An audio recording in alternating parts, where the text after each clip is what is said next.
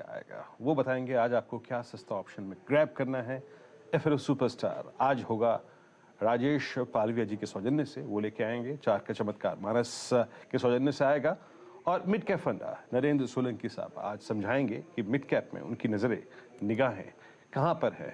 Nifty 17479, bank Nifty अगर आप देखें थोड़ा सा, अगर आप देखें हल्का सा अगर आप देखें ट्रिम होता हुआ हायर लेवल से 4178। अनुज जी हाँ, इस समय बैंक निफ्टी और मैं निफ्टी फाइनेंशियल सर्विसेज को भी एक बार इंट्राडे देख रहा था। एक बार जरा निफ्टी फाइनेंशियल सर्विसेज का एक इंडेक्स लेकर आइए इंट्राडे में, और वो थोड़ा सा जो है लूज आउट कर रहा है। 18,000 की जो कॉल थी, बाय द वे कॉल जो हम 50 रुपये की बात कर रहे थे, वो अभी भी करीब 72 रुपये पे चल रही है, और उसका हाई जो है वो था करीब 115 रुपये। तो कल के लेवल से तो एक्चुअली डबल से ज़्यादा हुई, लेकिन अब थोड़ा सा यहाँ पर इस समय हल्की सी एक प्रॉफिट टेकिंग इस समय देख रहे हैं। चलिए तो एक काम करते हैं, अब चार का चौका की शुरुआत कर ही लेते हैं एक्चुअली, और सबसे पहले चलते हैं सस्ता ऑप्शन के लिए शुभम अग्रवाल के पास। शुभम बताइए, HCL टेक तो आप दे ही चुके हैं, तो कोई और कॉल पिक किया क्या? बिल्कुल अनुज जी, जो नेक्स्ट ट्रेड है वो मुझे लगता है कि भारती एयरटेल पे हमें इनिशिएट करना चाहिए। और ये स्टॉक में काफी समय से हम देख रहे थे कि थोड़ा सा पुल बैक मोड में था, लेकिन अब ये पुल बैक मोड एंड हो चुका है और आज एक अच्छा मूव आता हुआ दिख रहा है। तो 780 के स्ट्राइक का जो कॉल ऑप्शन है भारती एयरटेल का, 9 रुपए 70 पैसे पे अभी ट्रेड कर रहा है। इस पे खरीदारी की राय है। इसमें 6.5 रुपए पे एक स्टॉप लॉस मेंटेन करें, और अपसाइड में मुझे लगता है कि 16-17 रुपए तक का टारगेट इस कॉल ऑप्शन के लिए आता हुआ दिखेगा। तो भारती एयरटेल पे खरीदारी की राय।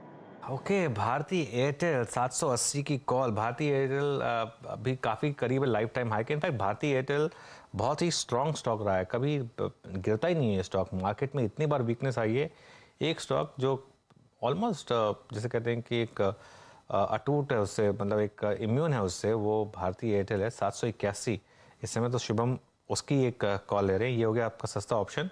अब चलते हैं एफएनओ सुपरस्टार के लिए राजेश पालविया के पास। राजेश, क्या पिक किया आपने? तो अनुज जी, परसिस्टेंट सिस्टम पे फोकस है स्टॉक में। जिस तरीके से लोअर साइड पे एक बेस बना के स्टॉक में अब एक रेंज का ब्रेकआउट यहाँ पे होते हुए दिख रहा है। स्टॉक अपने 50 डे 100 डे मूविंग एवरेज के ऊपर सस्टेन कर रहा है। हमें लगता है परसिस्टेंट सिस्टम में जो ब्रेकआउट बना है ये स्टॉक को 3745 3760 की तरफ लेके जा सकता है। तो इसमें बाय करने की सलाह है। स्टॉप लॉस होगा करीब 3675 के आसपास। तो परसिस्टेंट सिस्टम बाय करने की सलाह। मिड कैप आईटी में परसिस्टेंट सिस्टम राजेश पालविया जी का आज का एफएनओ सुपरस्टार। चार्ट का चमत्कार मानस जी के सौजन्य से आएगा। मानस जी बताइए क्या पिक कर रहे हैं आप? देखिए, चार्ट का चमत्कार में मेरा समझना है कि एक नॉन एफएनओ स्टॉक मैंने चूज किया, और उसमें अगर आप देखें तो फर्टिलाइजर स्पेस से वो स्टॉक है दीपक फर्टिलाइजर्स का। अगर आप देखें तो कल भी हमने एक बहुत ही बढ़िया मूव देखा था दीपक फर्टिलाइजर्स में, लेकिन आज तो एक फ्रेश ब्रेकआउट देखने को मिल गया है। 1000 का स्तर स्टॉक ने ऑलरेडी ब्रीच कर दिया है, वहां पर बेहतर वॉल्यूम देखने को मिले हैं। तो मेरा समझना है कि यहाँ पर आप ग्रुप खरीदारी कर सकते हैं। 974 के स्टॉप लॉस से यहाँ पर खरीदारी करनी चाहिए, और टारगेट आपके 1065 के रहेंगे। ओके, दीपक फर्टिलाइजर्स आप करीब 1019 के स्तर पे लेंगे, 1020 के स्तर पे आपने ये कॉल ली है लॉन्ग। और आपका आज का ये हो गया चार्ट का चमत्कार। नरेंद्र जी बताइए मिड कैप में क्या इंप्रेस कर रहा है आपको? नरेंद्र जी बताएंगे आज का मिड कैप फंड बताइए आपका कन्विक्शन कॉल। Good morning. आज का हमारा कॉल है स्पेशलिटी केमिकल्स में कंपनी जो कि कस्टम सिंथेसिस में स्पेशलाइजेशन रखती है।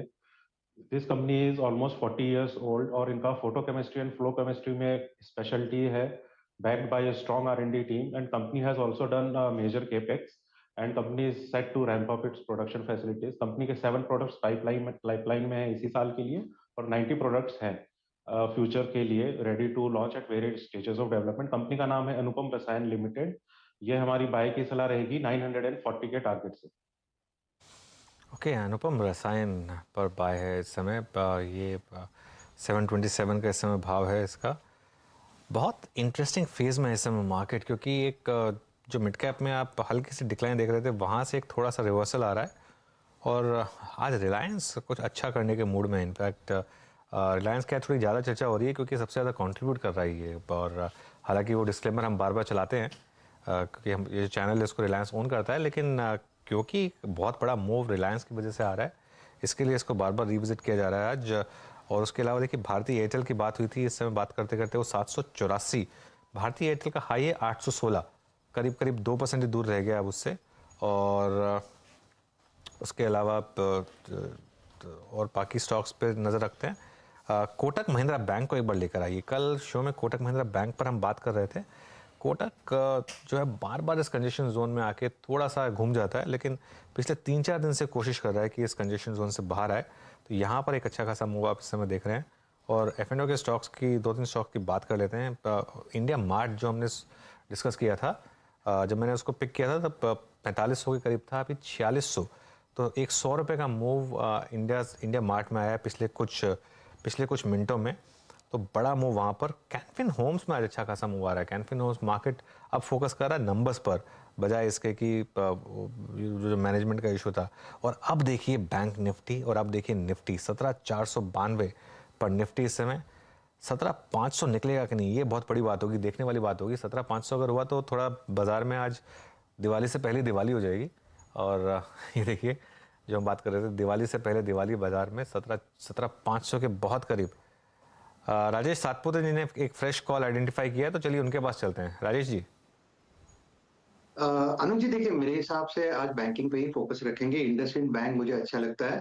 इनफैक्ट इंडसइंड में जिस तरह से मोमेंटम है, मेरे हिसाब से इसका जो टारगेट सेट होगा एटलीस्ट फॉर द डे वो रहेगा 1250 से 1260। So it's a buy in IndusInd bank. आपको स्टॉप लॉस रखना है 1195 का।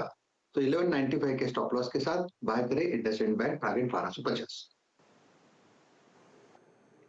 इंडसइंड बैंक, यकीन मानिए राजेश जी, मैं इसी को देख रहा था। और एक चीज़ देखिएगा, 20 सितंबर यानी in the very mids of सितंबर सीरीज इसकी प्राइस वोलेटिलिटी कितनी थी और वो स्क्यूज हो गई है छोटी सी रेंज में, यानी ब्रेकआउट और ब्रेकडाउन की पॉसिबिलिटी बहुत स्ट्रांग है। अनुज, आज 17,500 के बाइसेक्ट होने की बहुत स्ट्रांग पॉसिबिलिटी लग रही है। रिलायंस डिलीवर करता हुआ, रिलायंस बहुत स्ट्रांगली डिलीवर करता हुआ, दैट्स गुड अनुज। और एक दो स्टॉक्स और मार्क कर लेते हैं। रिलायंस याद रखिएगा डे हाई पर आ गया है और हमारी शुरुआत की कॉल्स में शामिल था। बट अनुज, एक चीज देखिए आपने, इंडिविजुअली अगर आप बैंक्स को देखें, अभी इंडसइंड की बात हुई, आपने कोटक की बात की, let's see Canara bank day high पे फ्लाई करता हुआ, फ्लो करता हुआ। बैंकों में इंडिविजुअली अगर आप देखें तो अभी भी मोमेंटम नो डाउट कोलैप्स नहीं हुआ। इंडिविजुअली अगर आप देखें, लुक एट कैनरा बैंक, कल कहाँ पिक किया था हमने इसको 229 के आसपास में।